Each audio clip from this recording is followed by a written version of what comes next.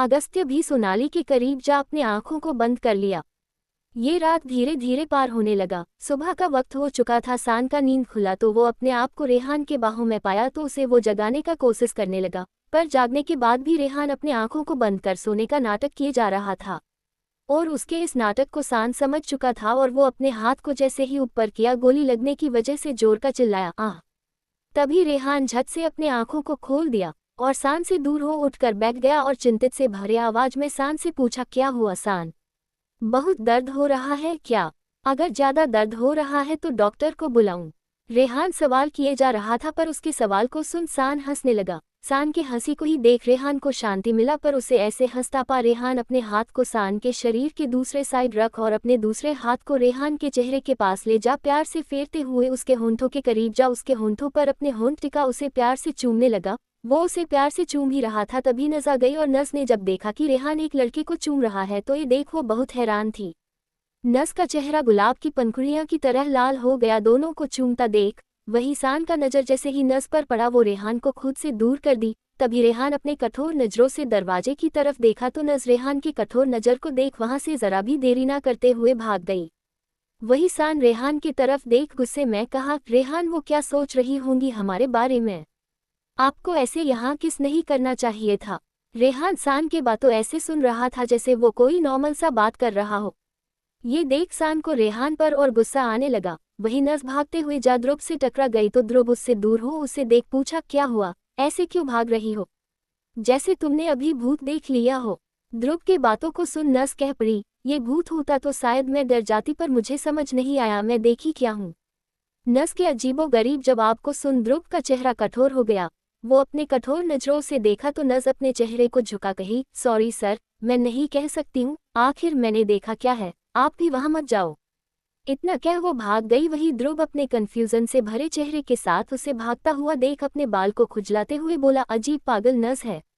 इतना कह अपने हाथ को नीचे रख वो अफसोस से अपने चेहरे को हिला। आगे बढ़ते हुए सान जिस रूम में एडमिट था वहां पहुंच गया तो दरवाजे के पास खड़ा हो वो पहली बार ये नज़ारा देख रहा था जब कोई रेहान को डांटे जा रहा था और रेहान बेचारा वाला मुंह बना छोटे बच्चे की तरह सान का डांट सुन रहा था। ये सुन ध्रुव को समझ भी आ गया आखिर नज़ ने क्या देखा और रेहान को जैसे सान डांट रहा था उससे उसे हंसी भी आने लगा। ध्रुव के हंसी को सुन रेहान सान दोनों ही उस तरफ देखने लगे। तभी ध्रुव जोर जोर से हंसते हुए अंदर आया। फिर वो रेहान और सान के तरफ देखा। वही रेहान ध्रुव के हंसी को देख उसे अपने जान से मार देने वाले नज़र से घूरे जा रहा था। वही ध्रुव को इसका कोई परवाह नहीं था। वो हंसते हुए ही कह पड़ा, क्या बात है रेहान, कहीं तो अपने जज्बातों पर कंट्रोल रखा करो। ध्रुव को मस्ती मजाक में ये बात को करता सुन सान उसके तरफ देख गुस्से में ही कहा, आपको इतना हंसी क्यों आ रहा है ध्रुव भैया? क्या यहाँ पर मजाक चल रहा है या फिर मैं कोई मजाक कर रहा हूँ? सान जब डांटने के मूड में आता था तो उसे आगे पीछे कुछ नजर नहीं आता था, बस वो सुनना शुरू कर देता था। जैसे ही सान ध्रुव को सुनाना शुरू किया ध्रुव का तो हंसी ही बंद हो गया, साथ ही बोलती भी वही सान कहे जा रहा था, ये आपका हॉस्पिटल है, ये सब देख सब क्या सोचेंगे? आपको हंसने की जगह अपने दोस्त को समझाना चाहिए, ना कि रेहान के बेशर्मी से भरे हरकत पर ऐसे हंसना चाहिए। सान के डांट से ध्रुव का मुरझाया चेहरा देख अब रेहान को हंसी आने लगा, पर वो अगर हंसता तो जिस डांट से रेहान अभी अभी ध्रुव के वजह से छुटकारा पाया है फिर उसे सुनना पड़ता, इसलिए वो अपने हंसी को दबा शांति से ध्रुव को डांट सुनता हुआ सुन रहा था। सान का डांटने का पिटारा खत्म हुआ तो सान कह पड़ा, अब रेहान आपको ऑफिस जाना चाहिए, मैं ठीक हूँ। ये सुन रेहान अपना सड़ा सा मुंह बना कहा, ओके डार्लिंग। डार्लिंग सुन। सान उसे घूर कर देखा तो रेहान झट से उठ कहा, ध्रुव मैं फिर से हॉस्पिटल का तेरा पर्सनल वॉशरूम यूज कर रहा हूँ। इतना कह वो निकल गया। वही ध्रुव अपने मन में कहा, कौन सा मैं मना कर दूंगा तो ये नहीं यूज करेगा। इतना कह गहरी सांस भर सान से कहा, मैं तुम्हें एक बार चेक कर लेता हूँ।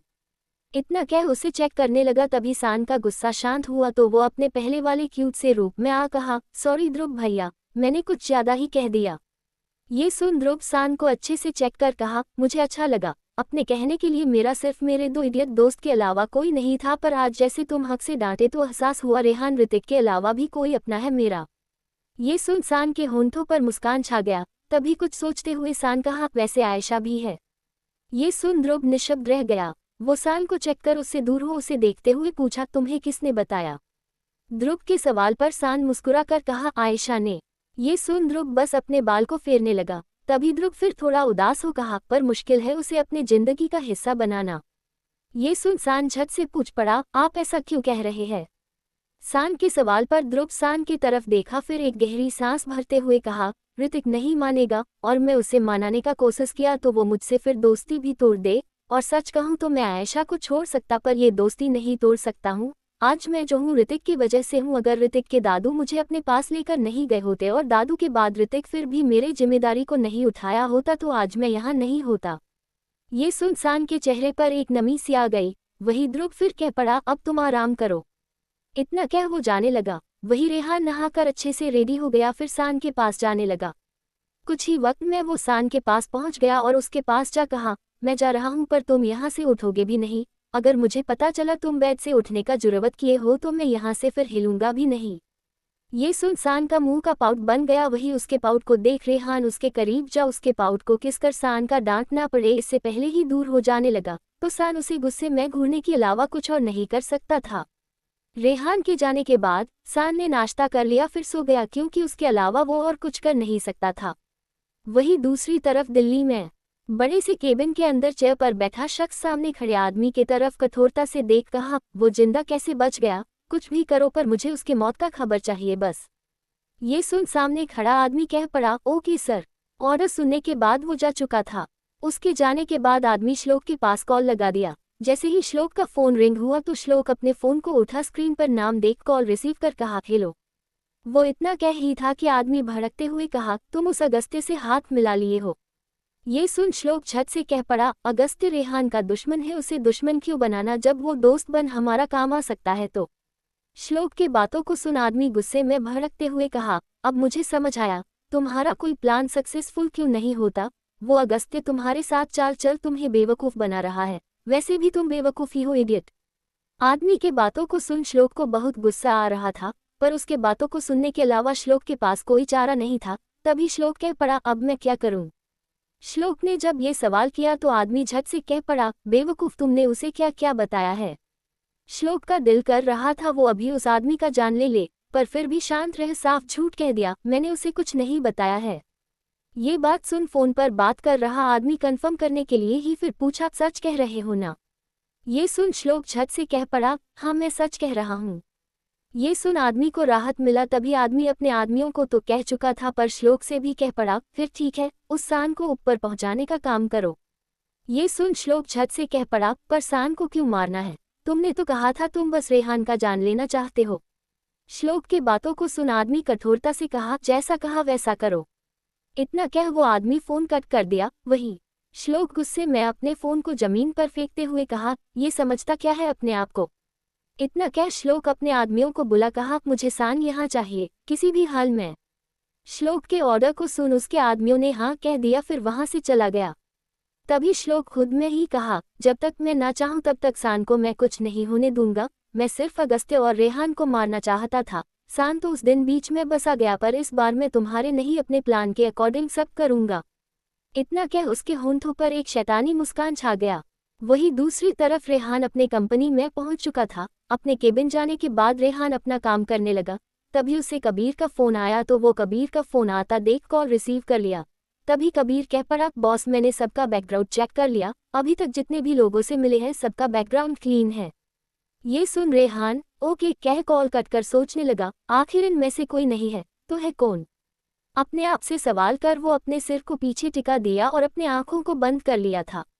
वही दूसरी तरफ ऋतिक अंश के घर जा दरवाजा नॉक किया तो अंश आ दरवाजा खोल। दरवाजे के सामने ऋतिक को देख मासूमियत से सवाल किया, आप यहाँ क्यों आए हैं? अंश का सवाल सुन ऋतिक अपने हाथ में पकड़े फॉर्म को अंश के चेहरे पर कर कहा, तुम इतना मासूम चेहरा मत बनाओ, मैं अपने आप से कंट्रोल खोल बैठता हूँ। ऋतिक की बातों को सुन अंश पेपर पकड़ अब भी अपने मासूम चेहरे से देख रहा था। ऋतिक अंदर आ दरवाजा बंद कर अंश के हाथ को पकड़ उसे अंदर कमरे में ले जा, बेड पर धकेल उसके करीब जा। वो उसके पेपर से पकड़े हाथ के काला ही को पकड़ बेड पर चिपका दूसरे हाथ को उसके चेहरे के पास ले जा, उसे प्यार से फेरते हुए कहा, तुमने सोच के रखा था क्या अपने मासूम चेहरे से मुझे सेड्यूस करके रहोगे? ये सुन अंश झट से अपने चेहरे को नामे हिला दिया तो ऋतिक उसके रिएक्शन को देखा, फिर उसके होंठों के करीब जा उसे चूमने लगा। चूमते हुए वो अपने हाथ को उसकी टी शर्ट के अंदर ले जा अपने हाथ को फेरने लगा और उसके होंठों को चूसे जा रहा था। तभी वो उसके होंठों को चूमना बंद कर उसके टी शर्ट को उठा उसके जिस्म को चूमने ही जा रहा था, तभी वो मासूमियत से बोला, मुझे अभी खाना बनाना था। अंश के बातों को सुन ऋतिक अपने चेहरे को उठा अंश की तरफ देख कहा, पहले मैं तुम्हें खा लूं फिर तुम खाना बना खाते रहना। इतना कह वो उसके सीने को चूमते हुए नीचे जाने लगा। फिर जैसे ही वो उसके ट्राउसर को खोलने को हुआ अंश फिर कह पड़ा, क्या अभी ही खाना चाहते हैं आप? ऋतिक अंश के ट्राउसर को खोलते हुए कहा, हाँ। इतना कह वो बस उसके ट्राउसर को निकाल दिया। तभी अंश उठ ऋतिक की तरफ मासूमियत से देखने लगा। तभी ऋतिक उसके मासूम नजरों को देखते हुए उसके चेहरे पर अपने हाथ को रख एक बार फिर उसके होंठों को प्यार से चूम जैसे हो ऋतिक अपने हाथ तो अंश के अंडरवियर के अंदर डाला। अंश का सांस गहरा हो गया और वो ऋतिक के बाजू को कसके पकड़ लिया। तभी उसे चूमना बंद कर अपने हाथ को बाहर निकाल ऋतिक अपने कोट को निकाल दिया और अपने शर्ट के बटन को खोलने लगा। वही ऋतिक के ऐसा करने से अंश का चेहरा लाल हो चुका था, वो बस ऋतिक को ही देखने लगा। ऋतिक अपने कपड़े को अपने जिस्म से निकाल अंश के ऊपर आते हुए उसके कान में अपने सेडिक्टिव आवाज में बोला, आई लव यू अंश। इतना कह उसके शरीर में बचे कपड़े को निकाल उसके शरीर के अंदर प्रवेश करने लगा तो अंश उसे कसके पकड़ लिया। फिर जैसे ही ऋतिक ने प्रवेश किया अंश के मुंह से मदहोश कर देने वाली सिसकियां निकलने लगा। आह आह। और अंश की सिसकियों को सुन ऋतिक और भी ज्यादा पेसिनेट होता जा रहा था। धीरे धीरे वक्त बीतने लगा। करीबन 1.5 घंटे के बाद ऋतिक उससे दूर हो बेड पर लेट गया। वही अंश अब भी बस अपनी आंखों को बंद कर गहरी सांसें ही ले रहा था। कुछ देर तक वैसे ही लेटे रहने के बाद ऋतिक उठ अपने कपड़े पहनते हुए कहा, ये कॉलेज का फॉर्म है, इसे भर देना। इतना कह वो अपने कपड़े पहन जाने लगा तो अंश अपने कपड़े को हाथ में ले ऋतिक को जाता देख प्यार से अपने मासूम चेहरे को बना पूछा, आप जा रहे हो? अब कोई इतने मासूमियत से सवाल करेगा तो भला कौन जा पाएगा? ऋतिक अपने आगे आए बाल को पीछे धकेल अंश की तरफ देखा तो अंश अपने आप को अपने कपड़े से ढकने लगा। तभी उसके हरकत को देख मुस्कुराते हुए ऋतिक कहा, यहाँ से नहीं जा रहा हूँ, किचन जा खाना बनाने जा रहा हूँ। ये सुन अंश के चेहरे पर मुस्कान छा गया। वही ऋतिक मुड़ फिर किचन की तरफ चला गया। वही अंश फटाफट से अपने कपड़े पहन वो भी किचन जा अपने कदम को रखा ही था कि तभी ऋतिक कह पड़ा, तुम्हें देखकर मैं फिर डिस्ट्रैक्ट नहीं होना चाहता हूँ, इसलिए यहाँ से जा अपना फॉर्म फिल करो। ये सुन अच्छे बच्चे की तरह ऋतिक का बात मान वो किचन से चला गया और अपना फॉर्म भरने लगा। वही दूसरी तरफ हॉस्पिटल में एक मेल नर्स के वेश में सान के एडमिट वार्ड रूम के अंदर की तरफ जाने लगा। तभी एक नर्स उसे उस तरफ जाता देख पूछी, क्या करने जा रहे हो? ये सुन आदमी अपने हाथ में पकड़े प्लेट को दिखा कहा, इंजेक्शन देने का टाइम हो गया है, तो डॉक्टर ध्रुव ने मुझे इंजेक्शन देने को कह दिया है। ध्रुव का नाम सुनने के बाद आगे वो कुछ नहीं पूछी। तभी वो आदमी अंदर चला गया। सान इस वक्त सोया हुआ था। तभी वो अंदर जा सामान टेबल पर रख अपने हाथ में इंजेक्शन ले सान के शरीर में इंजेक्ट करने ही वाला था कि तभी उसे कदमों का आवाज सुनाई देने लगा। वही दूसरी तरफ ध्रुव सान को चेक करने के लिए ही जा रहा था। जैसे ही वो रूम के अंदर गया तब तक वो गायब हो चुका था। ध्रुव सान के पास जा उसका चेक किया। फिर उसे एहसास हुआ जैसे कोई तो यहाँ आया था। ऋतिक अपने चारों तरफ देखा पर उसे कोई नजर नहीं आया तो सान को चेक करने के बाद जा चुका था। ध्रुव के जाते ही वो आदमी जो पर्दे के पीछे छिप गया था वो पर्दे से बाहर निकल सान के पास जैसे ही इंजेक्शन देने को था सान को होश आ गया था। सान का नींद खुलते ही वो उसे खुद से दूर करने लगा। वहीं दूसरी तरफ रेहान अपना काम कर कंपनी से बाहर निकल जब वो बाहर आया तो रेहान को आता देख तो ड्राइवर ने कार का दरवाजा खोल दिया। फिर रेहान कार के अंदर जा बैठ गया। रेहान के बैठते ही ड्राइवर कार का दरवाजा बंद कर खुद ड्राइविंग सीट पर जा बैठ कार स्टार्ट कर दिया। वहीं दूसरी तरफ हॉस्पिटल में सान उस गुंडे से हाथापाई कर ही रहा था कि तभी ध्रुव को याद आया वो कुछ वही भूल आया है, तो वापस से सान के एडमिट किए रूम की तरफ बढ़ जैसे ही अंदर का नजारा देखा तो भागते हुए अंदर जा उस गुंडे को पकड़ मारना शुरू कर दिया। उसे मारने के बाद जब गुंडे का बुरा हालत हो गया तो ध्रुव उसे गुस्से से पूछ पड़ा, क्यों आए थे यहाँ और सान के साथ क्या करने वाले थे, बताओ। अगर नहीं बताए तो बहुत बुरा होगा तुम्हारे साथ। ध्रुव का धमकी सुन वो गुंडा अपना मुंह खोलने वाला था कि तभी उसका शरीर नीला पड़ने लगा और उसके मुंह से झाग निकलने लगा जिसे देख साफ समझ आ रहा था उसे किसी ने जहर दिया है। वही सान ये सब देख हैरान भी था और घबराया हुआ भी था। तभी वो जोर से चलाया, डॉक्टर, नर्स। ध्रुव का आवाज सुन बाहर मौजूद डॉक्टर नर्स आ गए। तभी ध्रुव कह बड़ा, जल्दी इसे उठाओ। ये सुन वो डॉक्टर उसे उठा दिया। वही सान बेड से हट गया तो जिस बेड में वो था उसे वही बेड पर लेटा दिया गया। फिर ध्रुव उसके बॉडी को चेक करने लगा। तभी उसके शरीर में एक छोटा सा सुई नजर आया। सुई को देखते ही ध्रुव उसे बचाने के लिए उस सुई को निकाल उसके शरीर से जहर को निकालने का कोशिश किया पर वो मर गया। ये देख सान घबरा चुका था। तभी ध्रुव गुस्से में सभी की तरफ देखते हुए कहा, ये इस हॉस्पिटल का भी नहीं है, फिर भी इसे हॉस्पिटल की टैग का ड्रेस कैसे मिला और कोई भी कैसे मेरे हॉस्पिटल के अंदर आ सकता है? यहाँ के सिक्योरिटी गार्ड को और उसके हेड को बुलाओ। ये सुन वहां मौजूद सभी जाने लगे। तभी ध्रुव का गुस्से से भरा आवाज ही उसे सुनाई दिया, बस कोई जाओ। ये सुन सभी रुक गए और उनमें से एक डॉक्टर को ध्रुव खुद चुन भेज दिया। कुछ ही वक्त में वहां सिक्योरिटी हेड और सभी गार्ड्स भी आ गए तो ध्रुव उनकी तरफ गुस्से में घूरने हुए कहता है, कोई भी हमारे हॉस्पिटल के टैग का ड्रेस पहन हॉस्पिटल के अंदर आ पेशेंट का जान लेने का कोशिश करता है और तुम सबको इसका खबर भी नहीं। ध्रुव की बातों को सभी बस अपने चेहरे को झुकाए सुन रहे थे। तभी ध्रुव सिक्योरिटी हेड की तरफ अपने कठोर नजरों से देख कहता है, अनुज जवाब दो। ध्रुव के गुस्से से भरे नजरों को देखते ही अनुज का डर से हालत खराब हो रहा था। वो अपने डरे नजरों से ध्रुव की तरफ देखा पर क्या कहे उसे समझ नहीं आ रहा था। तभी उसे कोई जवाब न देता सुन ध्रुव के हाथ का मुट्ठी बंद गया और वो गुस्से में अनुज की तरफ बढ़ने वाला था। तभी सान उसके हाथ को पकड़ कहा, ध्रुव भैया ये ठीक तो है ना? सान के सवाल को सुन ध्रुव सान के घबराए चेहरे की तरफ देखा और कह पड़ा, चलो मैं तुम्हें कोई दूसरे रूम में ले चलता हूँ जहाँ तुम्हारे सिक्योरिटी का अच्छे से ध्यान रखा जाए। ध्रुव उसके सवाल का कोई जवाब ना दे ये कहा तो सान उसे मासूमियत से देखने लगा। तभी वो कुछ कहता इससे पहले ही रेहान वहां आ गया और पूरे हॉस्पिटल के डॉक्टर, नर्स, सिक्योरिटी गार्ड सभी को उस रूम में मौजूद देख रेहान सभी को साइड करते हुए अंदर के सिचुएशन को देखते ही पूछा, क्या हुआ है यहाँ और ये आदमी कौन है? रेहान के सवाल का जवाब देने के लिए ध्रुव सभी को जाने का इशारा कर देता है। तभी सबके जाने के बाद ध्रुव कह पड़ता है, रेहान ये आदमी सान को ये इंजेक्शन देने आया था पर वो दे पाता इससे पहले ही सान का नींद खुल गया और वो इसे देने से रोक रहा था। तभी मैं आ गया और ये सब देख उसे मारने लगा पर तभी उसके मुंह से झाग निकलना शुरू हो गया और फिर जब मैं चेक किया तो उसे जहर दिया गया था पर मुझे समझ नहीं आ रहा जहर कब दिया और अगर इस आदमी को मरना ही था तो सान को मारना क्यों आया था? पूरा बात जान रेहान कह पड़ा, ये सब मैं बाद में पता लगा लूंगा पर अभी के लिए सान का यहाँ रहना सेफ नहीं है, मैं इसे घर ले जाता हूँ। रेहान का ये बात सुन ध्रुव कह पड़ा, मैं यहाँ की एक नर्स को भी साथ भेज देता हूँ। ध्रुव का ये बात सुन रेहान झट से कह पड़ा, नहीं ध्रुव, अभी किसी पर भरोसा करना सही नहीं होगा। रेहान का ये सोचना ध्रुव को गलत नहीं लग रहा था।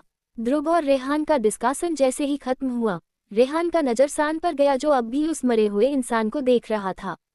तभी रेहान उसके पास जा उसके आंख पर अपने हथेली को प्यार से रख कहा, ज्यादा मत सोचो, सब ठीक है। जब रेहान ने ये कहा तो सान अपने उदास आवाज में पूछा, कौन मुझे मारना चाहता है? रेहान, मेरा तो कोई दुश्मन भी नहीं है। सान के इस बात को सुन रेहान उसे अपने तरफ कर उसके गाल पर अपने हाथ को रख प्यार से फेरते हुए उसके बड़े बड़े खूबसूरत मासूम आंखों को देखते हुए कहता है, अगर पैसा हो तो दुश्मन अपने आप बन जाते हैं सान, भले तुम किसी के भी साथ कुछ भी ना करो, कोई दुश्मनी ना लो फिर भी। अपने बातों को कहने के बाद रेहान के दिमाग में कुछ चला। तभी वो सान को अपने गोद में उठा लिया तो सान झट से कह पड़ा, क्या कर रहे हैं आप रेहान? मैं चल सकता हूँ। सान के बातों को सुन रेहान अपने कदम आगे बढ़ाते हुए सान की बातों का कोई जवाब ना दे ध्रुव की तरफ देख कहता है, 1 घंटे बाद तुम और ऋतिक दोनों ही मेरे घर पर मिलो।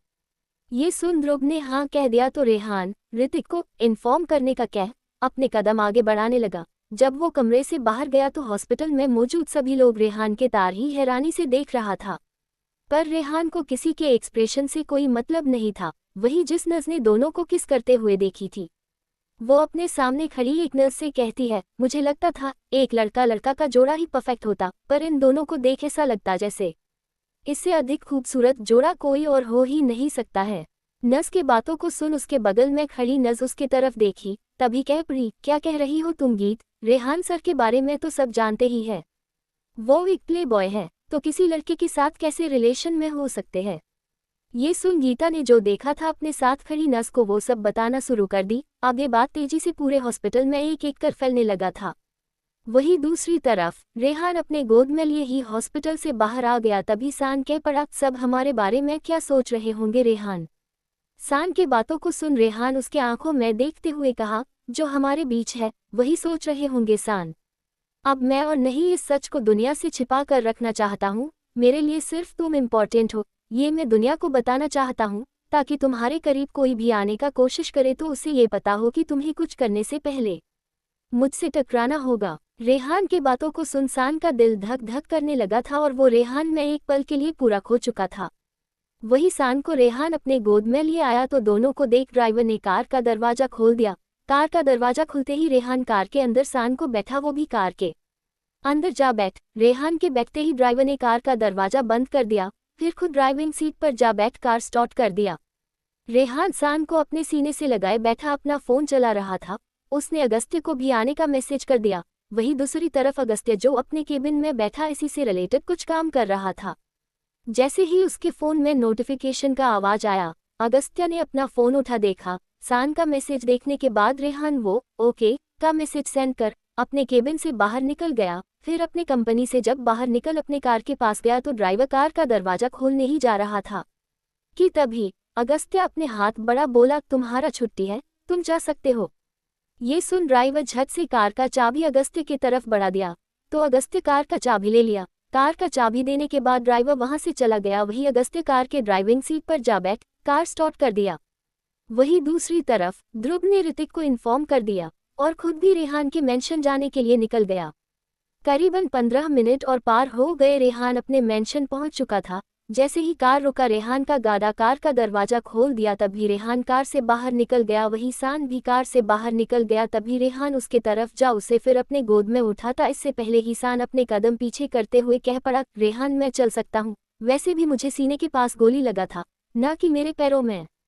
सान का बात सुन रेहान का मुंह बन गया। फिर वो कह पड़ा, ठीक है अब चले अंदर। ये सुन सान ने हाँ कह दिया। फिर दोनों मेंशन के अंदर जाने लगे। रेहान सान के साथ कमरे के अंदर चला गया। फिर कमरे के अंदर आने के बाद सान को आखिर में गोद में उठा ही लिया। ये देख सान उसे घूर कर देखा। वही रेहान के होंठों पर मुस्कान छा गया। फिर वो सान को बेड पर जा लेटा, उसके माथे पर प्यार से चूम कहा, मुझे कुछ काम है ऋतिक और ध्रुव से, इसलिए तुम आराम करो और हाँ कुछ भी जरूरत हो तो तुम्हें उठने का कोई जरूरत नहीं है, बस यहाँ रखे बेल रिंग को बजा देना। मेंशन आते वक्त ही कबीर से कह रूम में रेहान ये मशीन सेट करवा दिया था। रेहान के बातों को सुन सान मुस्कुराते हुए कह दिया, ओके फ्यूचर हब्बी। सान के बातों को सुन रेहान के होंठों पर मुस्कान छा गया। वो मुस्कुराते हुए पूछा, क्या कहा तुमने, एक बार फिर कहना। रेहान ने जब फिर कहने को कहा तो उसका चेहरा टमाटर की तरह लाल हो गया और वो मुस्कुराते हुए अपना बात को इस बार शर्माते हुए ही रिपीट किया, फ्यूचर हब्बी। सान जब ये कह रहा था तो रेहान का दिल कर रहा था वो बार बार सान के मुंह से ये सुने, पर वो अभी सान को ज्यादा परेशान नहीं करना चाहता था, इसलिए वो उसके माथे को प्यार से चूमते हुए कहा, अब तुम सो जाओ वाइफी। रेहान ने जब वाइफी कहा वो सान की झील जैसी बड़ी बड़ी आंखें हैरानी से और बड़ी हो गई और वो उसे अपने बड़े बड़े आंखों से टुकुर टुकुर निहारने लगा। सान के रिएक्शन को देख रेहान के होंठों का मुस्कान और बड़ा हो गया। वो अपने चेहरे को झुका, उसके खुले होंठों के नीचे सतह को चूमते हुए चूस लिया। फिर उससे दूर हो कहा, अभी तुम बीमार भी और मुझे काम भी है, नहीं तो तुम्हें खाए बिना यहाँ से नहीं जाता। रेहान का एक एक बात सान के शर्माहट को बढ़ा रहा था। वही उसके लाल हुए चेहरे पर एक नजर डाला, फिर कमरे से बाहर जाने लगा। दूसरी तरफ ऋतिक ध्रुव दोनों ही एक साथ मेंशन पहुंचे। जब दोनों अपने अपने कार से बाहर आए तो ऋतिक ध्रुव को पूरा इग्नोर करते हुए मेंशन के अंदर की तरफ जाने लगा। वही ऋतिक का ये इग्नोरेंस ध्रुव को बिल्कुल भी अच्छा नहीं लग रहा था। वो अपने कदम तेज कर ऋतिक के साथ ही जाने का कोशिश किया ताकि साथ जाते हुए ऋतिक कुछ बात कर ले उससे, बात ना सही उस पर चिल्ला ही दे, पर ऋतिक ऐसा कुछ नहीं कर रहा था। उसे देख पता चल रहा था वो बहुत गुस्से में है और उसके गुस्से को देख ध्रुव का टेंशन बढ़ने लगा। वही दूसरी तरफ अगस्त्य जब आ रहा था तो उसे ऐसा महसूस होने लगा जैसे कोई उसके कार का पीछा कर रहा हो। वो अपने रियरव्यू मिरर पर देखते हुए अपने कार को इधर उधर बस घुमाते हुए अगस्त्य बस कंफर्म कर रहा था। कंफर्म करने के बाद अगस्त्य अपने कार को ऐसे अजीब रूट से ले जाने लगा जहां कार चलाना भी किसी के लिए मुश्किल होता था। अगस्त्य को मुश्किल उठाना पसंद था तो बस वो चल पड़ा। तभी उसका फोन बजा तो वो अपने फोन की तरफ देखा। रेहान का कॉल आता देख वो कॉल रिसीव कर लिया। जैसे ही उसने कॉल रिसीव किया तो अगस्त्य के बोलने से पहले ही रेहान पूछ पड़ा, अब तक तुम आए क्यों नहीं। रेहान के सवाल अब भी रियर व्यू मिरर को देखते हुए ही अगस्त्य ने कहा, कोई मेरा पीछा कर रहा है रेहान। ये सुन रेहान का शक पहले तो श्लोक पर ही गया तो वो झट से पूछ पड़ा, श्लोक के आदमी है वो।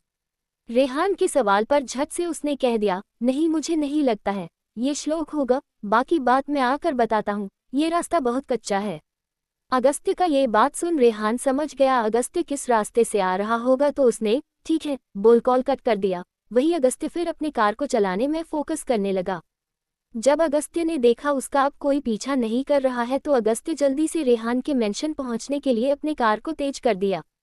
वही दूसरी तरफ ओबरॉय मेंशन के अंदर हॉल में तीनों बैठे थे। तभी ध्रुव कह पड़ा, कहीं तुम अगस्त्य पर भरोसा कर गलत तो नहीं कर रहे हो ना? अगर वो तुझे डबल क्रॉस कर दिया तो? रेहान ध्रुव के बात को सुन रेहान कह पड़ा, अगस्त्य कुछ भी पीठ पीछे नहीं करता है।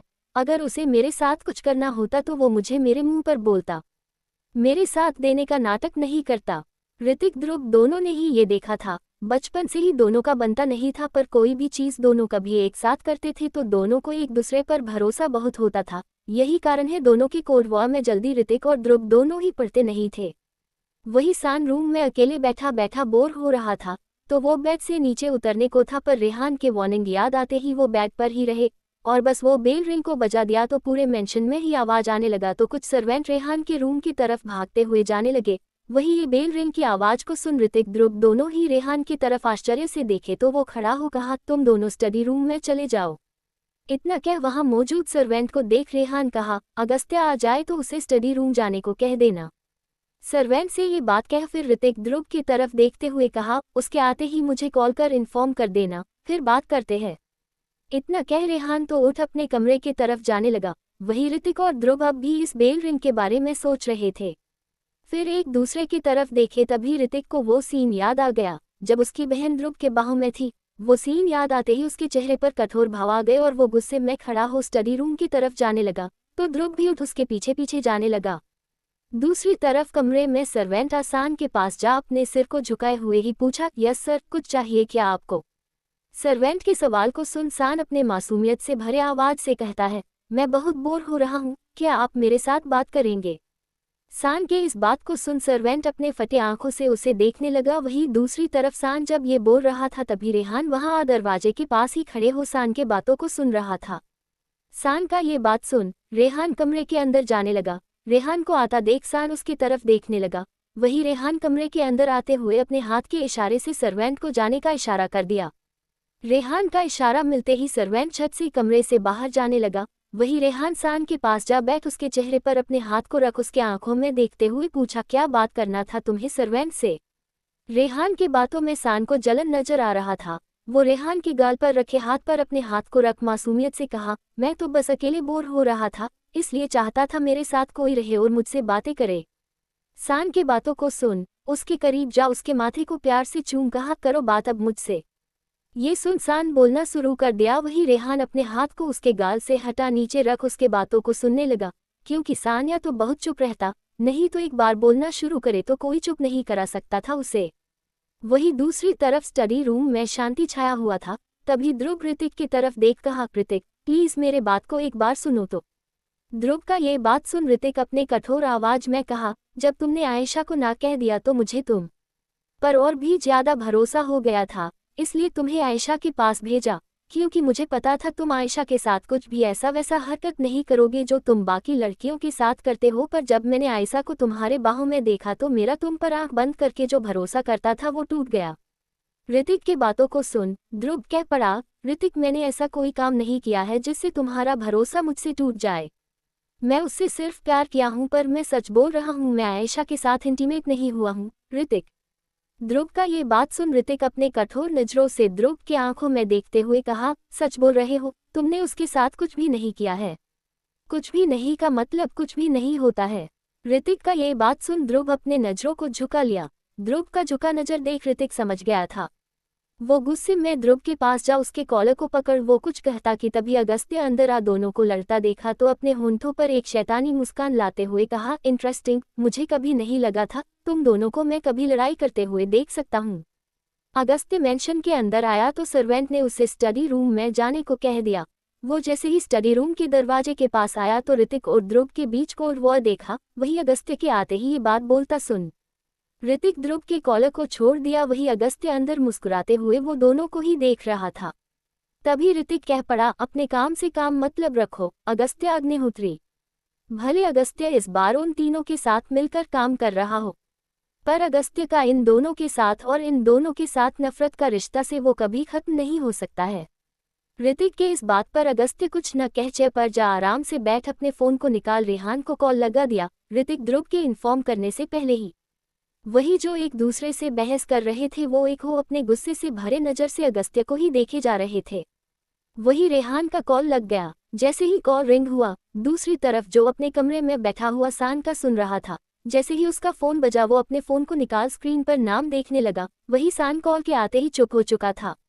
अगस्त्य का कॉल आता देख वो कॉल रिसीव कर दिया। तभी अगस्त्य कह पड़ा, मैं आ चुका हूँ। अगस्त्य का ये बात सुन रेहान बस एक शब्द कह दिया, ओके। इतना कह वो कॉल कट कर सान की तरफ देख कहा, सान अब तुम शांति से सो जाओ, मुझे थोड़ा काम है, मैं वो काम कर आता हूँ। ये सुन बेचारा सान, जो ये बिल्कुल नहीं चाहता था कि रेहान अभी इस वक्त उससे दूर जाए, पर फिर भी उसे तो जान ही था और सान अपने कारण रेहान के काम में लॉस थोड़ी आते हुए देख सकता था।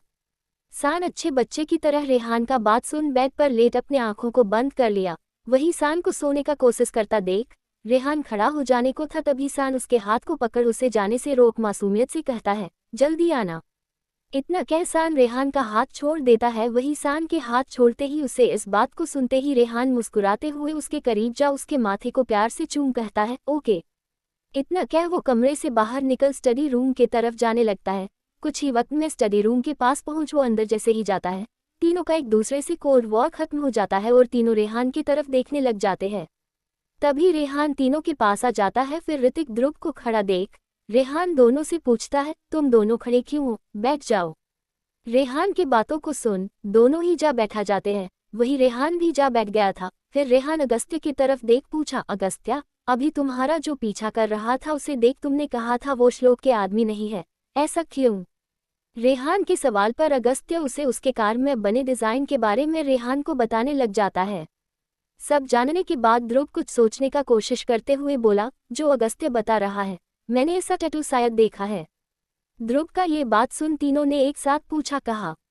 ये सवाल सुन ध्रुव अपने दिमाग में जोर डालने लगा, पर उसे कुछ याद नहीं आ रहा था। तभी रेहान कह पड़ा, ध्रुव तुम याद कर हम सबको बता देना, अभी आगे बात करते हैं। ये सुन तीनों ने हाँ कह दिया था। फिर रेहान आगे का बात जारी रखा था। धीरे धीरे वक्त बीतने लगा। किसे क्या करना है रेहान ने सभी को अच्छे से समझा दिया। अगर रेहान जिसके बारे में सोच रहा है वही निकला तो उसे अपने जाल में फंसाने के लिए ये प्लान जरूर काम करेगा। रेहान का प्लान सुन ऋतिक पूछ पड़ा, ये सब क्यों रेहान? अगर इसके पीछे श्लोक है तो उसे उसके घर ही जा दबोच लेते हैं। ऋतिक के इस बात को सुन रेहान कह पड़ा, मुझे लगता है श्लोक के साथ कोई मिला हुआ है। अगर वो अकेला होता तो अभी तक मैं उसे जिंदा नहीं छोड़ता। रेहान की बातों को सुन ऋतिक झट से पूछ पड़ा, कौन मिला हो सकता है? ऋतिक के सवाल पर रेहान झट से कहता है, अगर मुझे पता होता तो मैं इतना प्लानिंग और प्लॉटिंग क्यों करता। पता नहीं क्यों रेहान का बात और बर्ताव दोनों ही ऋतिक को कुछ और ही समझा रहा था। ऋतिक उसे शक भरे नजर से देखता है। तभी रेहान कह पड़ता है, डिस्कशन ओवर। इसके आगे अब क्या ही ऋतिक पूछे। डिस्कशन खत्म होते ही ध्रुव खड़ा हो कहता है, ठीक है रेहान, मैं चलता हूँ और जल्द से जल्द तुम्हें मैं बता दूंगा उसे कौन सा जहर दिया गया है और ये जहर कैसे काम करता है शरीर पर। ये सुन रेहान कह पड़ा, ओके ध्रुव। रेहान का ये कहने के बाद जाने से पहले ध्रुव ऋतिक की तरफ देखा, पर ऋतिक उसकी तरफ ना देख जमीन को बस देखे जा रहा था। ध्रुव ऋतिक के बीच का साइलेंट वॉर देख रेहान समझ गया था। वही ध्रुव रूम से बाहर जाने लगा। अगस्त्या भी जाने वाला था, पर तभी रेहान कह पड़ा, हो सके तो सोनाली को यहाँ भेज दो, सान का बिल्कुल भी अकेले मन नहीं लग रहा है। ये सुन अगस्त्य कुछ पल खड़ा रह सोचा, फिर हिचकिचाते हुए कह पड़ा, पर मैं अकेले। इतना कहने के बाद एक लंबी साइलेंस। अगस्त्य का साइलेंस रेहान को हंसने पर मजबूर कर रहा था। वो मुस्कुराते हुए ही बोला, तुम भी रह सकते हो यहाँ। ये सुन अगस्त्य कुछ सवाल करना चाहता था, पर उसके सवाल करने से पहले ही रेहान जवाब दे दिया, कह देना तुम मेरे दोस्त बनने का नाटक कर रहे हो ताकि तुम मेरे ऊपर नजर रख मेरी जान ले सको। रेहान का ये बात सुन अगस्त्य को सही लगा। फिर वो ठीक है बोल चला गया। अगस्त्य के जाने के बाद रेहान ऋतिक से कह पड़ा, अगर तेरा पास्ट कैरेक्टर सोनाली के सामने आ गया तो तुझे लगता है सोनाली अपने भाई अंश को तेरे साथ रहने देगी? रेहान का ये बात सुन ऋतिक के चेहरे का रंग ही उड़ गया। वो झट से कह पड़ा, पर वो मेरा पास्ट था, अब मैं सच में बदल गया हूँ। अगर सोनाली मेरे पास्ट के वजह से एक्सेप्ट नहीं की तो मैं उसे प्रूव करूंगा मैं बदल चुका हूँ और अंश मेरे साथ बहुत खुश रहेगा और तो और मुझसे ज्यादा उसका कोई केयर नहीं कर सकता है। ऋतिक के इस बात को सुन रेहान कह पड़ा, तू बदल सकता है तो ध्रुव क्यों नहीं? तू अगर अंश को अपना बनाने के लिए तू कोशिश कर प्रूव कर सकता है और ये बता सकता ही तू अंश के लिए बेस्ट है, तो फिर तुझे ध्रुव का कोशिश क्यों नहीं नजर आ रहा है? इतना कहने के बाद ऋतिक के कंधे पर अपना हाथ रख रेहान आगे कहता है, ऋतिक मुझसे ज्यादा तू ध्रुव के करीब है। मुझे लगता था कभी हम दोनों के बीच अनबन हो सकता है, पर कभी तेरे और ध्रुव के बीच नहीं होगा, क्योंकि ध्रुव तुझे सिर्फ दोस्त नहीं समझता है, बल्कि तू उसके लिए इसका दोस्त, उसका परिवार, यहाँ तक कि वो तुझे अपना भगवान मानता है। वो इडियट तेरे खुशी के लिए तेरी बहन को भी छोड़ सकता है, और शायद उसने ये फैसला भी कर लिया होगा क्योंकि उसके लिए प्यार से ज़्यादा जरूरी तेरी दोस्ती है, पर तू दोस्त होने के बावजूद उसे समझ नहीं रहा है। रेहान की बातों को सुन ऋतिक रेहान के आंखों में देखने लगा, फिर उसके जुबान से बस कुछ शब्द बाहर निकले, मैंने क्या कर दिया है। ऋतिक की बातों को सुन अपने हाथ पीछे करते हुए रेहान कहता है, देर नहीं हुआ है, जाओ जाकर ध्रुव से बात करो। ऐसा ना हो बहुत देर हो जाए और तुम अपनी बहन के खुशियों को भी खो दो और बचपन के दोस्त को भी। रेहान का ये बात सुन ऋतिक जरा सा भी देरी ना लगा खड़ा होते हुए कहता है, थैंक यू। इतना कह वो देरी ना करते हुए रूम से बाहर जाने लगा। वही उसे जाता देख रेहान के होंठों पर बस मुस्कान आया ही था कि तभी बेल जोरों से बजने लगा। बेल सुन रेहान खड़ा हो अपने कमरे की तरफ जाने लगता है, तभी एक सर्वेंट सान के पास से आ रहा होता। तभी रेहान पूछ पड़ता है, क्या हुआ। सान ठीक है, उसे क्या चाहिए। रेहान के सवाल पर सर्वेंट क्या बताए, उसे समझ ही नहीं आ रहा था। पर रेहान ने जब उसे अपने कोल्ड नजरों से घूरा तो सर्वेंट कह पड़ा, सान सर ने कहा है। इतना कह वह रुक गया। उसे रुकता देख रेहान उसे अपने कोल्ड नजर से घूर तो रेहान के ऐसे घूरने से सर्वेंट डर के मारे सब बक डाला। सान सर ने कहा है कि मैं आपकी तस्वीर लगा हुआ गुड्डा लाऊं। सर्वेंट का बात सुन रेहान हैरान था। वो उसे जाने का इशारा कर दिया।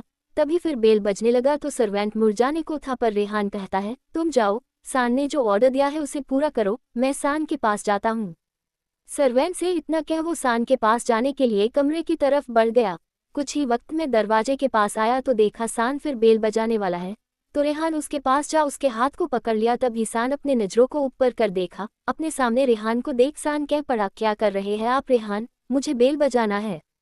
ये सुन रेहान पूछ पड़ा, पर क्यों, मैं यही हूँ, बोलो क्या चाहिए तुम्हें। रेहान जब ये सवाल सुन सान अपने चमक से भरे नजर को रेहान की तरफ देखते हुए कहता है, मुझे कुछ नहीं चाहिए, बस मुझे बहुत मजा आ रहा है बेल बजाकर। सान के जवाब को सुन रेहान को साफ समझ आ रहा था, सान ऐसा कर क्यों रहा है। रेहान बेड पर बैठ उसे बेड पर लेटा उसके बेहद करीब हो कहता है, बेल से क्यों मजा ले रहे हो, मैं देता हूँ ना मजा। रेहान की बातों को सुन सान का आंख हैरानी से बड़ा बड़ा हो गया। फिर वो अपने घबराए आवाज में झट से कह दिया, मेरे सीने में अब भी दर्द है, आप मुझे और दर्द कैसे दे सकते हो। सान के इस बात को सुन रेहान अपना हाथ उसके अंडरवेयर के अंदर ले जाते हुए कहा, बिल्कुल दर्द नहीं दूंगा, बस मजा। इतना कह जैसे वो अपना हाथ अंदर ले जा उसके प्राइवेट पार्ट को छुआ तो सान के मुंह से मदहोश से भरी सिसकियां निकल आया और वो रेहान के कंधे पर अपने हाथ को रख मजबूत कर लिया। वही सान के ऐसे रिएक्शन से रेहान का कंट्रोल खुद से हटता जा रहा था। वो सान के निचले हिस्से के कपड़े को निकाल उसके होंठों को किस करते हुए अपने होंठ से उसके प्राइवेट एरिया पर अपने होंठ फेरने लगा और उसके होंठों के रस को चूसे जा रहा था। वही ऋतिक कार ड्राइव करते हुए बस यही सोच रहा था कि वो ध्रुव के पास जा क्या बात करेगा उससे। दूसरी तरफ रेहान का इतने में ही कंट्रोल उसके बस से बाहर चला गया था। वो उसके टी शर्ट को ऊपर कर इसके सीने के पास जा अपने जीभ को निकाल उसके शरीर को चूमे जा रहा था। पर कुछ वक्त के बाद उसे चूमना बंद कर उसके चेहरे पर अपने हाथ को रख प्यार से फेरते हुए पूछता है, क्या तुम बहुत दर्द में हो। सान को समझ आ रहा था वो क्यों पूछ रहा है। वही सान भी अपने आखिरी लिमिटेशन में आ चुका था, इसलिए उसने भी इनकार नहीं किया। जब रेहान पूछा तो उसने कह दिया, बस थोड़ा दर्द है। ये सुन रेहान अपने कपड़े को खोलते हुए कहा, डोंट वरी, मैं तुम्हें दर्द नहीं दूंगा। इतना कह अपने शरीर से कपड़ा निकाल बस सान को अपने करीब कर लेटा कहता है, बस मैं तुम्हें खुद में महसूस करना चाहता हूँ। रेहान खुद के जज्बातों पर कंट्रोल रखता है। सान ने ये कभी नहीं सोचा था, पर आज रेहान को ऐसा करता पा उसे रेहान से और प्यार होता जा रहा था। दूसरी तरफ ऋतिक हॉस्पिटल पहुंच जाता है। हॉस्पिटल पहुंचने के बाद अपने कार को पार्किंग एरिया में पार्क कर कार से बाहर निकल ऋतिक हॉस्पिटल के अंदर जाने लगता है। कुछ ही वक्त में वो हॉस्पिटल के अंदर जा सबसे पहले उसके केबिन जा देखता है, पर ध्रुव केबिन में नहीं होता है। ये देख वो हॉस्पिटल के किसी डॉक्टर से ध्रुव के बारे में पूछता है। तभी उसे एक डॉक्टर से पता चलता है कुछ टेस्ट करने के लिए ध्रुव अपना पर्सनल लैब गए हैं। ये जान ऋतिक हॉस्पिटल से बाहर निकल अपने कार में जा बैठ ध्रुव के पर्सनल लैब में जाने के लिए निकल जाता है। कुछ ही वक्त के बाद ऋतिक ध्रुव के पर्सनल लैब के पास पहुंच अपने कार को रोक उससे बाहर निकल दरवाजे के पास जा नॉक करता। तभी दरवाजा खुल जाता। सामने एक 25 साल का आदमी खड़ा था। वो आदमी को देख ऋतिक कहता है, ध्रुव से कहना ऋतिक आया है, कुछ जरूरी बात करना है। ऋतिक की बातों को सुन आदमी झट से कह पड़ता है, सॉरी सर, ध्रुव सर तो यहाँ नहीं है, वो अभी अभी ही निकले हैं। आदमी के बातों को सुन ऋतिक झट से पूछा, कहाँ जाने के लिए। ऋतिक के सवाल पर आदमी अपने गर्दन को उचकाते हुए कहता है, पता नहीं सर, कुछ बताकर नहीं गए हैं। ऋतिक को अब बहुत गुस्सा आने लगा। उसे आज रियलाइज हो गया वो क्या गलती करने जा रहा है, तो अब वो ये गलती समझ सब सही करना चाहता है तो ध्रुव ही गायब हो चुका है। ऋतिक ने फिर अपना फोन निकाल ध्रुव को कॉल लगाते हुए अपने कार के पास गया, पर फोन बंद बता रहा था। ऋतिक गुस्से में कार के अंदर जा बैठ कार स्टार्ट कर कार ड्राइव करते हुए ही रेहान को कॉल लगा दिया। रेहान आराम से सान को पकड़ सोया हुआ था, पर उसका फोन बजने लगा तो रेहान सान से दूर हो अपना फोन जा उठा। स्क्रीन पर ऋतिक का नाम देखा तो उसने कॉल उठा लिया। हाँ ऋतिक। रेहान का आवाज सुनते ही ऋतिक झट से कह पड़ा, यार ध्रुव अपना फोन बंद कर रखा है और हॉस्पिटल गया तो पता चला वो लेब में है, लेब आया तो पता चला अभी ही कहीं जाने के लिए निकला है, पर कहाँ पता नहीं। ऋतिक के बातों को सुन रेहान कह पड़ा, ऋतिक, ध्रुव मुझे उस जहर के बारे में बताने के लिए जैसे ही कांटेक्ट करता है मैं उससे पूछ तुझे बताता हूँ। रेहान का ये बात सुन ऋतिक कह देता है, ठीक है। कॉल कट हो जाता तभी सान रेहान के बातों को जो सुन रहा था और रेहान के चेहरे का भाव बदलता हुआ देख रहा था, तो वो पूछ पड़ा है, क्या हुआ रेहान, कोई प्रॉब्लम है क्या। सान के सवाल को सुन रेहान अपने चेहरे पर नॉर्मल एक्सप्रेशन ला सान के करीब जा उसके माथे को प्यार से चूम कहता है, नहीं जान, वैसे तुम्हारे लिए एक खुशखबरी है। रेहान को अच्छे से पता था जब तक वो उसे सच नहीं बताएगा ये बात जानने के लिए वो उसके पीछे ही पड़ा रहेगा। रेहान की बातों को सुन सान झट से पूछ पड़ा, क्या खुशखबरी है। सान के सवाल पर रेहान फिर उसे अपने बाहों में भर लेट गया और अपने आंखों को बंद करते हुए कहता है, तुम्हारे अकेलेपन को दूर करने के लिए तुम्हारी जिंदगी में मेरे बाद जो इम्पोर्टेंट पर्सन है वो आ जा रही है यहाँ रहने, जब तक तुम ठीक नहीं हो जाते हो। रेहान के इस बात को सुन सान को समझने में जरा सा भी देरी नहीं लगे और वो झट से कह पड़ता है, सोनाली। सोचने में जरा भी वक्त न लगता देख रेहान को पता नहीं क्यों बहुत जलन हो रहा था। वो जलन से बन रहे एक्सप्रेशन के साथ ही कहा, हाँ। फिर शांत हो कुछ देर तक कुछ सोचने के बाद रेहान सान से सवाल करता है, अच्छा सान, तुम्हारी जिंदगी में सबसे ज्यादा इम्पोर्टेंट पर्सन कौन है, मैं या सोनाली। रेहान के जलन से भरे सवाल को सुन सान कहता है, सोनाली मेरी दोस्त है और तुम मेरा प्यार। सोनाली ने बचपन से अपनी दोस्ती निभाई है तो तुम जब से मिले हो अपना प्यार करने का कर्तव्य निभा रहे हो। सोनाली ने मुझे दुनिया से लड़ने में साथ दिया है तो तुमने मुझे दुनिया से लड़ना सिखाया है। इतना कहने के बाद सान का कुछ पल का खामोशी, फिर सान कह पड़ता है, तुम दोनों ही मेरे लिए बहुत इंपॉर्टेंट हो, मैं किसी एक को नहीं चुन सकता हूँ, पर हाँ तुम मेरा प्यार हो, वो मेरी दोस्त। तुम दोनों का मेरे जिंदगी में जगह अलग है पर मान्यता बराबर है। सान इतने प्यार और लॉजिक से अपने बात को रखता था कि अगर वो कुछ बुरा बोल भी दे तो भी इंसान को अच्छा लगे। अभी तो इतने अच्छे से सान कहा कि रेहान के अंदर चल रहा सोनाली के प्रति पूरा जलन खत्म हो गया था। वही दूसरी तरफ रेहान का असिस्टेंट कबीर अपने कमरे में बैठा रेहान का दिया ऑर्डर पूरा कर रहा था।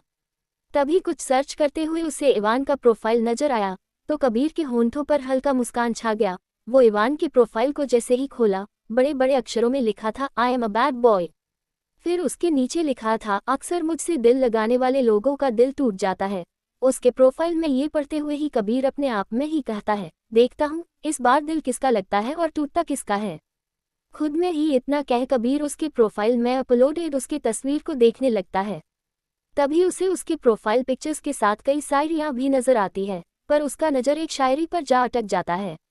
पहले जो कभी ना हुआ वो आज होने लगा है, जब से तुम्हें देखा हूँ एक गुमान चढ़ने लगा है। ये 4 लाइन बार बार पढ़ते हुए कबीर खुद से ही सवाल करता है, आज क्या होने लगा है तुम्हें और किस चीज़ का गुमान चढ़ने लगा है तुम्हें। इतना कहने के बाद खुद से एक गहरी सांस भरते हुए फिर कहता है, क्या मैं अपना टाइम वेस्ट कर रहा हूँ। खुद में इतना कह वो उसकी प्रोफाइल को क्लोज कर अपना काम करने ही जा रहा था। तभी उसे किसी अनजान नाम जिसे वो जानता भी नहीं था उसका फ्रेंड रिक्वेस्ट के बाद मैसेज रिक्वेस्ट भी आया तो वो मैसेज जा खोल दिया। तभी उसमें लिखा था, हेलो मेरा नाम सनाया जैसवी है, वो मैं तुम्हें दिलो जान से चाहती हूँ, क्या तुम मुझसे प्यार करना चाहोगे। वैसे मैं बहुत हॉट दिखती हूँ, मेरा प्रोफाइल चेक कर सकते हो तुम। इतना अजीबो गरीब मैसेज देख कबीर मैसेज को सीन कर इग्नोर कर दिया और अपने काम में लग गया। तो दूसरी तरफ दिल्ली में लड़की के साथ बैठा लड़का और मैसेज करने जा रहा था।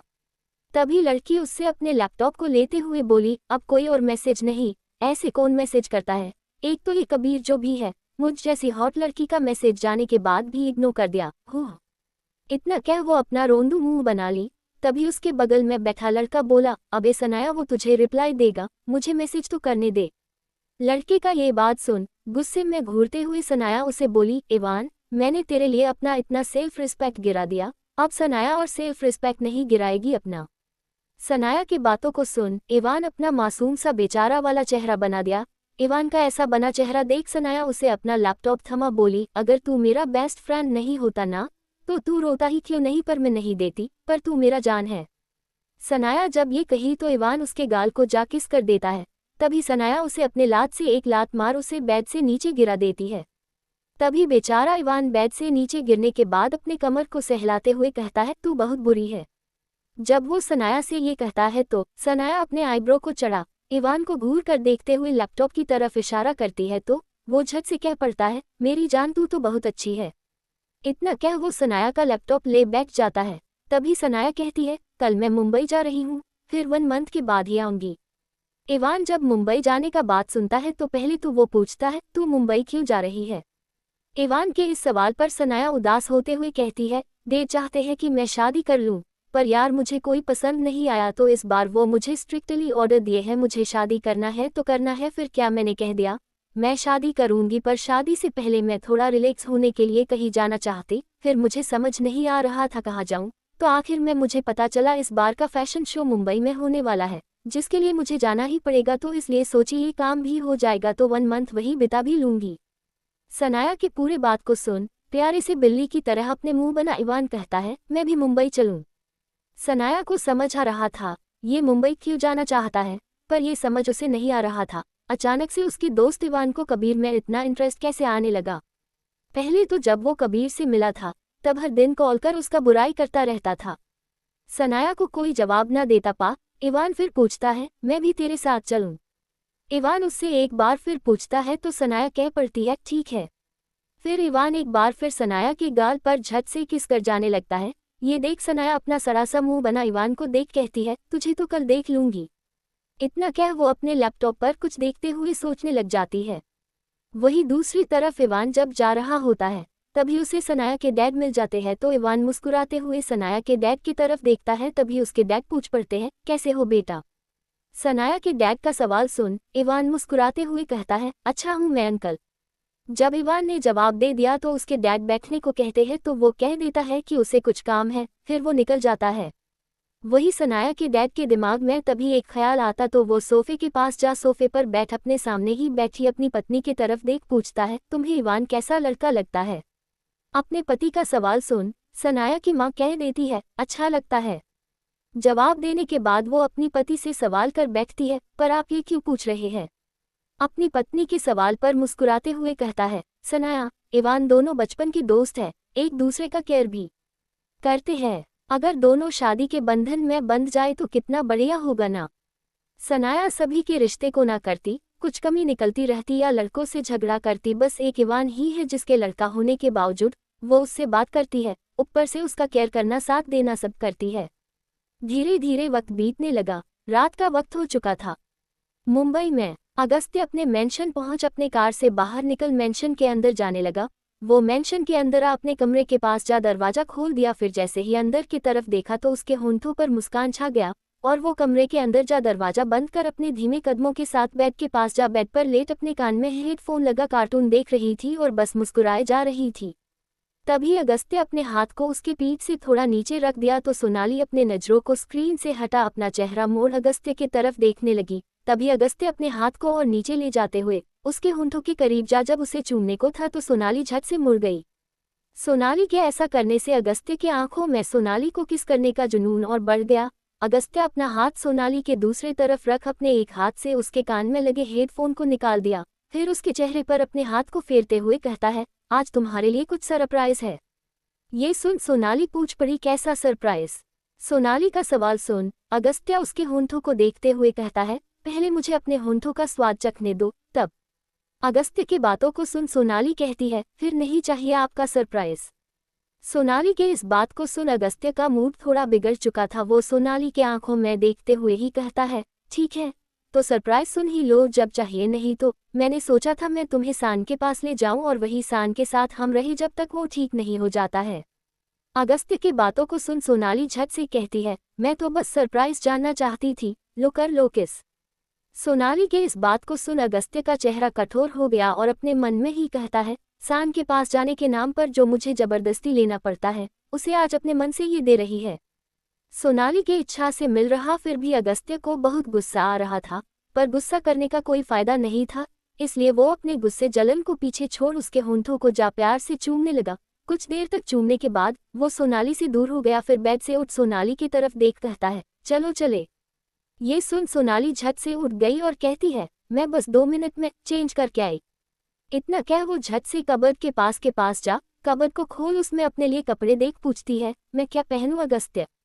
आज सोनाली ऐसे पूछ रही है जैसे वो डेट पर जा रही हो। अगस्त्य गहरी सांस भरते हुए कहता है, आज तक तो तुमने नहीं पूछा है मैं क्या पहनूं, तो आज क्यों पूछ रही हो। अगस्त्य के सवाल को सुन सोनाली कहती है, वो तो बस यूं ही पूछी मैं। इतना कह वो अपने लिए कपड़ा निकाल बाथरूम जा, अपना कपड़ा जल्द ही पहन वो बाहर आ गई। फिर अपने और अगस्त्य के कपड़े को कबर्ड से निकाल ट्रॉली के अंदर डालने लगी। तभी अगस्त्य उसके पास जा उसे पीछे से अपने बाहों में भर लिया तो सोनाली की सांसें गहरी होना शुरू हो गई। वही अगस्त्य उसके बालों को साइड कर उसके गर्दन को चूमते हुए उसके कान के पास जा अपने अट्रैक्टिव आवाज में पूछता है, क्या तुम्हें सान पसंद है। हाँ वो बहुत अच्छा है, इतना अच्छा है कि मेरे पास शब्द ही नहीं है तारीफ करने के लिए। सोनाली ने जब अगस्त्य के सवाल का ये जवाब दी तो उसके चेहरे का रंग ही बदल गया। फिर वो सोनाली से दूर हो कहता है, जल्दी बाहर आओ। इतना कह वो अपने कमरे से बाहर जाने लगा। वही अगस्त्य का अचानक से तेवर बदलता पा सोनाली हैरान थी, पर वो तो अभी अपने दोस्त के पास जाने के लिए बहुत खुश थी, इसलिए वो ज्यादा ना सोचते हुए सामान पैक कर ट्रॉली ले घूर घूरा कर वो कमरे से बाहर जाने लगी। फिर जब वो बाहर आई तो अगस्त्य उसे अपने कठोर नजरों से ही देखा, फिर बाहर की तरफ जाने लगा। अगस्त्य के ऐसे बर्ताव को देख सोनाली को कुछ समझ नहीं आ रहा था, वो भी बाहर चली गई। दोनों कार के पास आ चुके थे। कार के पास आने के बाद अगस्त्य कार के अंदर जा बैठा। वही ड्राइवर सोनाली के हाथ से ट्रॉली ले कार के पीछे जा रखने लगा। वही सोनाली कार का दरवाजा खोल कार के अंदर जा बैठ गई।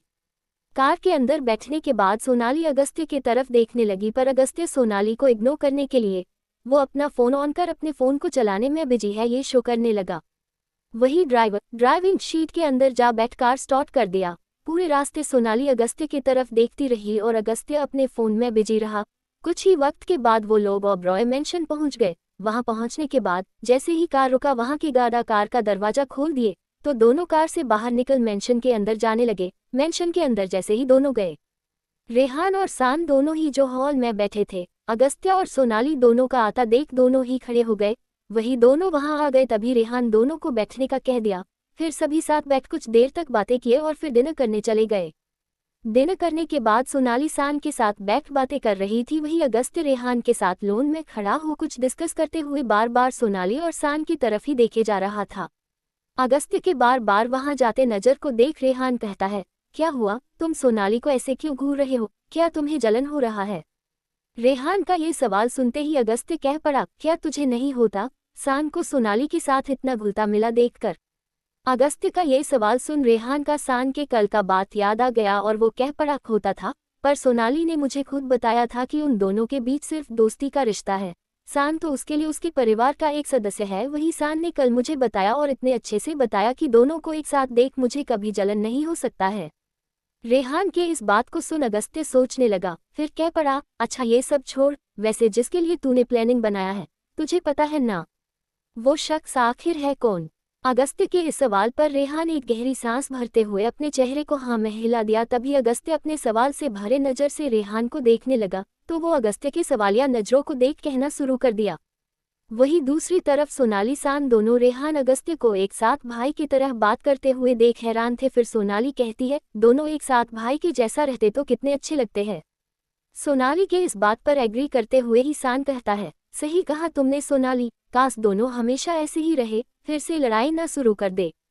ऐसे ही बातें करते हुए ये रात धीरे धीरे बीतने लगा। रेहान सान दोनों अपने कमरे में, वही अगस्त्य और सोनाली दोनों एक कमरे में जा सो गए। ये रात धीरे धीरे बीतने लगा। सुबह का वक्त हो चुका था। चारों हॉल में आ चुके थे। फिर साथ ही नाश्ता किए। उसके बाद रेहान सोनाली के तरफ देख कहता है, मुझे कंपनी जाना है, तुम सान का अच्छे से ख्याल रख लोगी ना। रेहान का ये सवाल सुनते ही सोनाली कह पड़ती है, सान भी मेरे लिए मेरे अंश की तरह है। जैसे मैं अपने भाई अंश का हमेशा ख्याल रखते आई हूँ वैसे ही हमेशा सान का भी रखा है मैंने। आप टेंशन मत लीजिए, मैं सान का बहुत अच्छे से ख्याल रखूंगी। जब सोनाली ने सान को अपने भाई से कंपेयर कर एक भाई का दर्जा दिया तब जाकर अगस्त्य को चैन मिला। फिर रेहान और अगस्त्य दोनों ही बाय बोल साथ ही बाहर चले गए और अपने अपने कार में जा बैठ निकल गए। वही सान सोनाली दोनों ही साथ बैठ अपने पुराने और सबसे मजेदार काम दुनिया भर का चुगली करते हुए गप्पे मारने में लग गई। वही दूसरी तरफ दिल्ली में इवान सनाया के साथ मुंबई जाने के लिए निकल चुका था। दोनों फ्लाइट में साथ बैठे थे। इवान तो बस जल्द से जल्द मुंबई पहुंच जाए और कबीर से जा मिले। धीरे धीरे वक्त बीतने लगा। दिल्ली से आने वाला प्लेन मुंबई पहुंच गया। फिर जैसे ही लैंड किया इवान के होंठों पर एक मुस्कान ठहर गया। वही सनाया को मुंबई ऐसा लग रहा था जैसे जो उसे कभी नहीं मिला वो उसे इसी शहर में मिलेगा। दोनों ही प्लेन से बाहर निकलने लगे। प्लेन से बाहर निकलने के बाद दोनों बाहर चले गए। तभी सनाया के नाम का बोर्ड अपने हाथ में लिए एक आदमी खड़ा था तो दोनों उसके पास चले गए। फिर वो आदमी दोनों के सामान को ले कार के डिक्की में डाल दिया। वही दोनों कार के अंदर जा बैठ गए और वो आदमी भी जल्दी से सारा सामान डिक्की में डाल ड्राइविंग सीट में जा बैठ कार स्टार्ट कर दिया। तभी सनाया इवान की तरफ देख पूछती है, तू मेरे साथ मेरे फार्म हाउस में रुकेगा या कोई और प्लान है? सनाया के सवाल पर इवान जो अपने फोन पर कुछ देख रहा था वो झट से कहता है, अभी तेरे फार्म हाउस जाऊंगा, बाद में धीर से कांटेक्ट कर उसके पास चला जाऊंगा। इवान धीर के पास जाएगा? ये सुन सनाया हैरान थी। वो अपने फटे आंखों से इवान को देखने लगी। तभी इवान सनाया को अपने तरफ घूरता पा उसे देख पूछता है, क्या हुआ, ऐसे क्यों घूर रही है? एक तो मेरा भाई मुझे इतने सालों के बाद मिला है, फिर वो यहाँ आ गया तो मुझे उसका बहुत याद आ रहा है। इवान की बातों को सुन सनाया अपने चेहरे को अफसोस से हिलाते हुए कहती है, मुझे बहुत अच्छे से पता है तुझे धीर का नहीं बल्कि धीर के जरिए जिसका याद तुझे सता रहा है उससे तुझे मिलना है। सनाया की बातों को सुनते ही धीर का चेहरा टमाटर की तरह लाल हो चुका था, पर वो कोई जवाब ना देते हुए बस खिड़की के बाहर देखने लगा। इवान के ऐसा करने से सनाया के होंठों पर मुस्कान छा गया। फिर वो भी खिड़की से बाहर देखने लगी। तभी उसे एक फ्लावर शॉप के सामने पीले रंग का सूट पहने बेहद ही खूबसूरत लड़की नजर आई तो सनाया अपने मन में कह पड़ती है, आज के टाइम में इतना ट्रेडिशनल ड्रेस कौन पहनता है। अपने मन में ये कहते हुए सनाया उस लड़की को ही देखती रही जब तक कार उसके पास से गुजर नहीं गया था।